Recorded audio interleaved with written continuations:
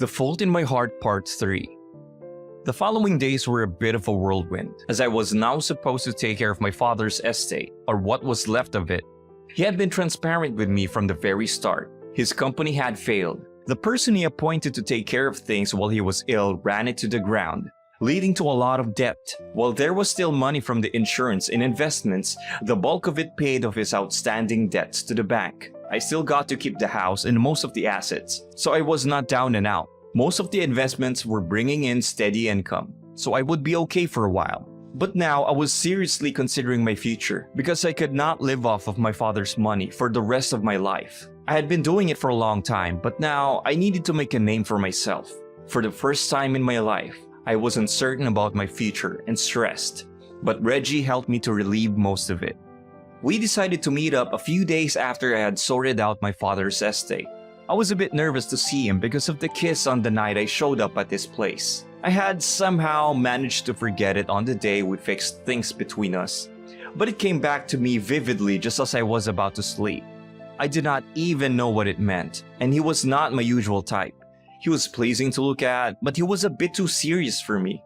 My past lovers had been adventurous. He was different from how he had been as a teen. So I guess I was getting to know him all over again. It was unsettling and I was not sure if I liked not being in control. We managed to convince him to go to a bar that was out of town. He had drawn the line when I mentioned the club. I had thought that a restaurant would be too formal for us to hang out. So we had finally agreed to hang out at a tiny bar. 2 tequila shots, please. Oh, I will just have beer, he said. You want a shot later? I asked. Oh, I do not do shots, he said. Blasphemy, it is fine. I will have the 2 tequilas for myself. He will have a beer. I sighed. He really needed to learn how to unwind. Thanks for now putting pressure on me, he said. Even though I cannot believe how dull you are, I know better not to force someone to drink strong alcohol. I do not know your reaction to it, I said. My friends in high school did a lot of pressuring. I regretted being popular sometimes, he confessed. I thought that you loved it, to be honest. No, it was lonely. I could not tell anyone my secrets. It was a toxic environment that I'm glad I got out of. Before it was too late, he grinned. I'm glad that you did. I touched his hand instinctively. What's next for you? Are you go back to traveling? He asked. No, I think I would like to stay here for a while. I'm thinking of going back to school, I said. Wow, I did not think you were interested in studying. His eyes widened. There's so much you have to learn about me. I chuckled. The rest of the night was fun. We had a light conversation while having drinks. I did not do what I usually did when I was drunk, which was to drink a lot and go from club to club.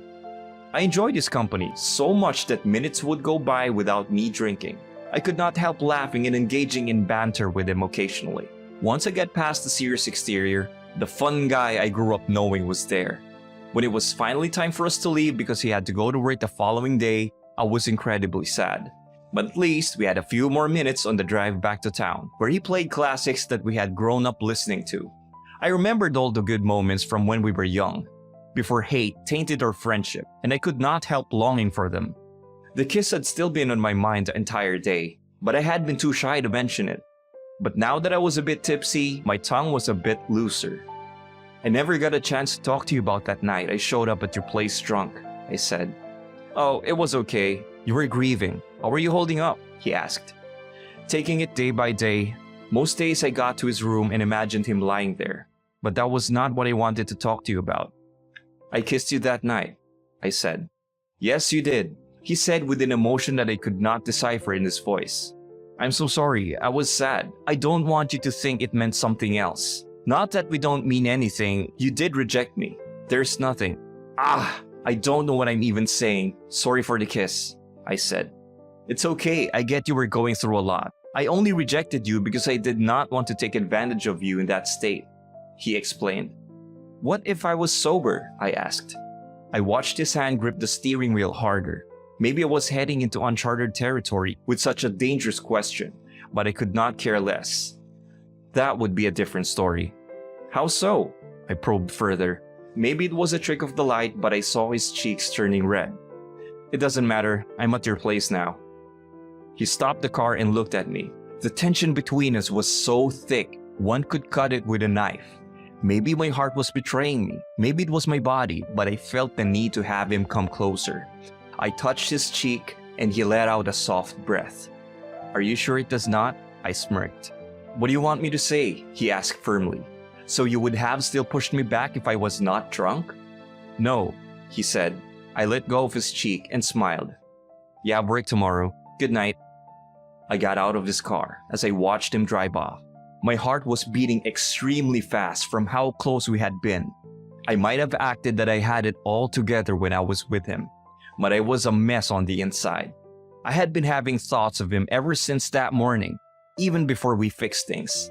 I was met with an empty house when I returned, and I could not help feeling very lonely. Something was missing from my life, but I did not know what it was. I went to bed and instantly fell asleep, which was what I liked about drinking. I met up with Reggie a couple of times after that night. I could not always see him when I wanted to because of his job, but when I saw him, we always got along like a house on fire. I did not have to pretend when I was with him. I was my true self. He had seen me at my worst after all. He started to open up to me as well, about his dreams, fears, and the experiences that he had in the town because he was gay. I asked him one time why he did not just get a job elsewhere, where the people were more welcoming. He responded that he valued stability and his family was here, and he could not just leave them. His mom got sick occasionally, so he wanted to stay close to her. I admired how he cared so much for other people and did not always think about himself. Most of the time he hung out, he took me to places where he volunteered in and out of town. In the beginning, I did not see the appeal in helping others out because I had never done anything for anyone else. But I was starting to see that I was spoiled when I was a kid. The changes in my personality did not go unnoticed with Mrs. Finkel. She knew me best after all. "You know, Reggie's rubbing off well on you. Are you two dating?" she asked one day. "Mrs. Finkel, no, we're not dating. We're just friends." I rolled my eyes, but I felt my cheeks betraying me. "Are you sure? You're always texting and time-facing with him," she said. "It's FaceTime, and that is only because he is a very good friend. You know that I'm not the relationship type," I protested. "If only you could give love a chance. Everyone needs it. I was married for 20 years. I know what I'm talking about," she said. "I cannot imagine being with someone for so long.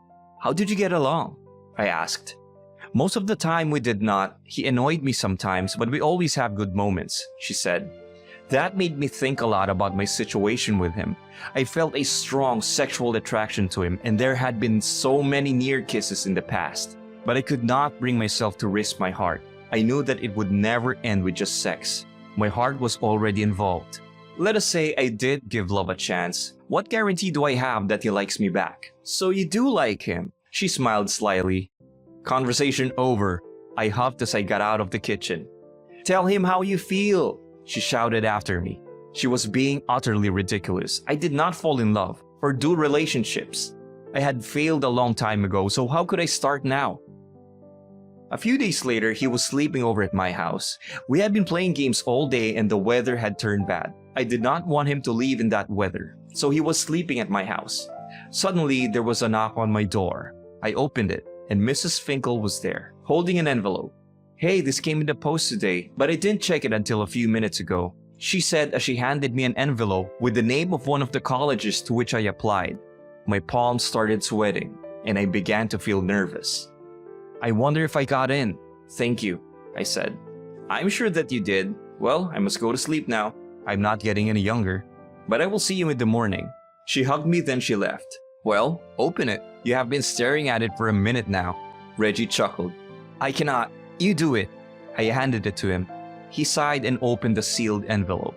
I waited as his eyes skimmed over the text, showing no emotions.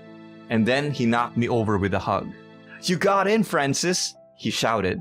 I was so happy that I started jumping up and down with him. It was pure chaos, but I was so elated I did not even think of my next action. I kissed him passionately on the lips, and this time, he did not push me back. He pulled me in closer and kissed me. Every single thought in my head vanished, and all I could focus on was him, where he touched me. I felt like I had been lit up. I have no idea how long we kissed, but all I knew that I was so thirsty, and he was the only one who could quench it. After a while, we had to pull away to catch our breaths. When I looked into his eyes, the desire built up again, and I could not help reaching for him again. Gosh, I wanted him so badly. I had never wanted someone like that. "You're much more than just a hookup," I said as I leaned away from him. I got off the bed and walked to my window, which was still open. I needed to get some fresh air so that I could properly tell him how I felt.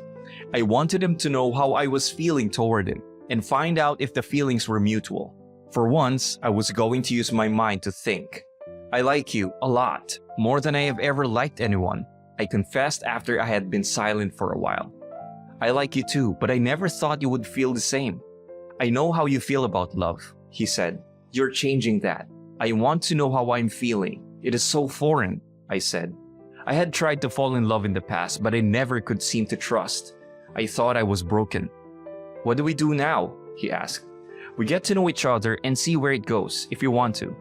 I turned to look at him. I realized as I waited for his answer that he held my happiness in his hands. "Would you like to go on a date with me then?" he asked. And of course I agreed. I might have had a lot of experience in physical matters, but I was next to clueless about dating. I fussed over my outfit for a date for hours until Mrs. Finkel had to throw me out of my own room. We went to one of his favorite restaurants that served some of the best delicacies. We were wonderfully comfortable with each other, flirting occasionally, and there was a lot of playful arguing because we both loved to argue for no reason at all.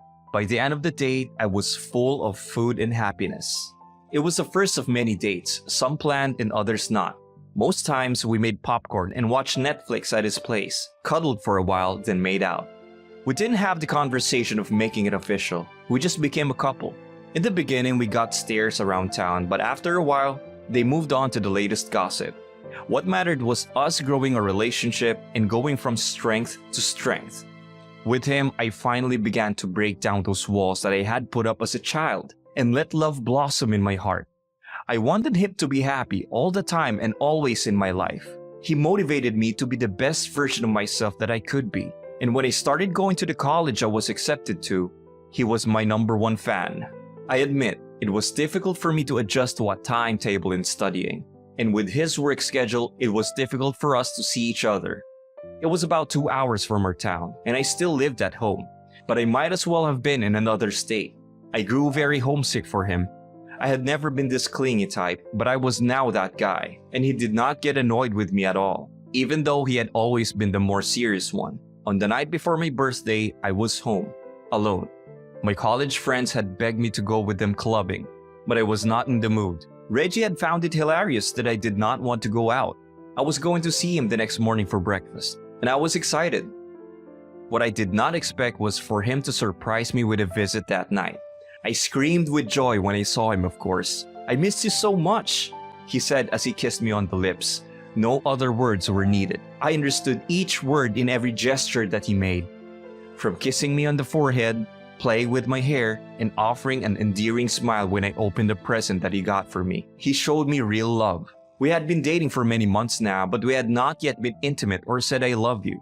But that moment felt very right. "Thank you for making my night special. I love you," I said as I hugged him. "I love you too," he said. We looked into each other's eyes and everything fell into place. It had been so long since I had seen him in person. Every time he touched me, I had to try my hardest not to fall deeper into his love. "I see you're battling with yourself. What's on your mind?" he smirked. "You," I said as I started to kiss him passionately, and then we made love. It had been worth waiting, for there was something else underneath the lust. Love. Sex with someone I loved was so much better than with anyone else before him. "Happy birthday, my love," he whispered into my ear. "Thank you. I love you so much." The end. Thank you for watching. Consider subscribing for more videos like this. And as always, stay wholesome.